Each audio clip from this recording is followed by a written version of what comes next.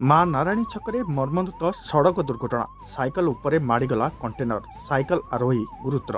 ଖଲିକୋଟ ଥାନା ଅନ୍ତର୍ଗତ 16 ନମ୍ବର ଜାତୀୟ ରାଜପଥର ମା ନାରାୟଣୀ ଛକରେ ମର୍ମନ୍ତୁଦ ସଡ଼କ ଦୁର୍ଘଟଣାରେ ଜଣେ ସାଇକେଲ ଆରୋହୀ ଗୁରୁତର ଆହତ ହୋଇଛନ୍ତି। ଗୁରୁତର ଆହତ ସାଇକେଲ ଆରୋହୀ ଜଣକ ଖଲିକୋଟ ଥାନା ପଥରା ଓଡ଼ିଆ ସାହିର ଭାସ୍କର ବାରିକ ବୋଲି ଜଣାପଡ଼ିଛି। ତାଙ୍କୁ ଗୁରୁତର ଅବସ୍ଥାରେ ଉଦ୍ଧାର କରାଯାଇ ଚିକିତ୍ସା ପାଇଁ ଖଲିକୋଟ ଗୋଷ୍ଠୀ ସ୍ୱାସ୍ଥ୍ୟ କେନ୍ଦ୍ରରେ ଭର୍ତ୍ତି କରାଯାଇଛି। ତେବେ ମିଳିଥିବା ସୂଚନା ଅନୁଯାୟୀ ଆଜି ସନ୍ଧ୍ୟାରେ ଭାସ୍କର ସାଇକେଲ ଯୋଗେ ଚିଲିକାରୁ ନିଜ ଗ୍ରାମକୁ ଆସୁଥିବା ସମୟରେ ହଠାତ୍ ଦ୍ରୁତ ଗତିରେ ଆସୁଥିବା ଏକ କଣ୍ଟେନର ମା ନାରାୟଣୀ ଛକରେ ସାଇକେଲକୁ ଧକ୍କା ଦେଇ ସାଇକେଲ ଉପରେ ଚଢ଼ି ଯାଇଥିଲା, ଯାହାଫଳରେ ସାଇକେଲ ଆରୋହୀ ଭାସ୍କର ତଳେ ପଡ଼ି ଗୁରୁତର ଆହତ ହୋଇଥିବା ବେଳେ ଧକ୍କା ଦେଇଥିବା କଣ୍ଟେନରଟି ଘଟଣାସ୍ଥଳରୁ ଫେରାର ହୋଇଯାଇଛି।